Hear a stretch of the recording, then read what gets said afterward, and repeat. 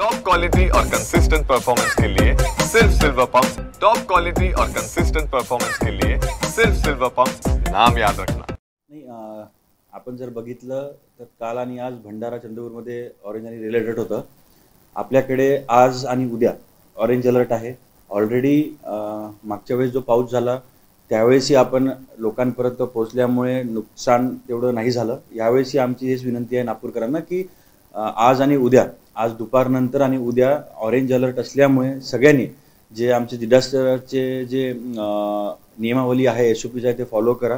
आज सुद्धा आम्ही अजून एक प्रेस रिलीज आम्ही देणार आहे ज्याच्यामध्ये what to do, what not to do.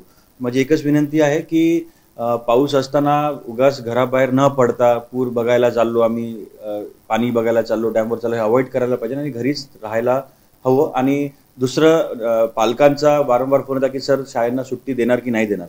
तर आज आम्ही असेस करू, जर आज रात्री मोठ्या प्रमाणामध्ये जर पाऊस झाला तर मग आम्ही असेसमेंट करून IMDशी बोलून उद्या सुट्टी शाळांना द्यायची की नाही ते आम्ही संध्याकाळपर्यंत डिसाईड करून तसं सगळ्यांना आम्ही ॲडव्हान्समध्ये कळवू।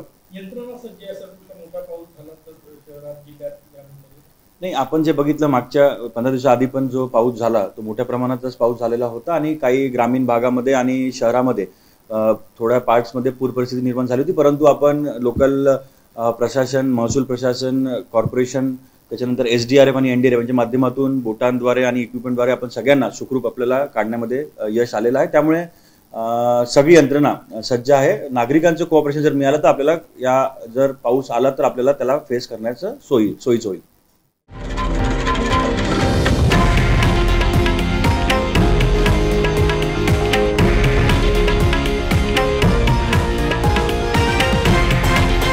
हे आहे देशातील नंबर 1 न्यूज नेटवर्क आणि आपण पाहत आहात TV9 मराठी, एकमेव।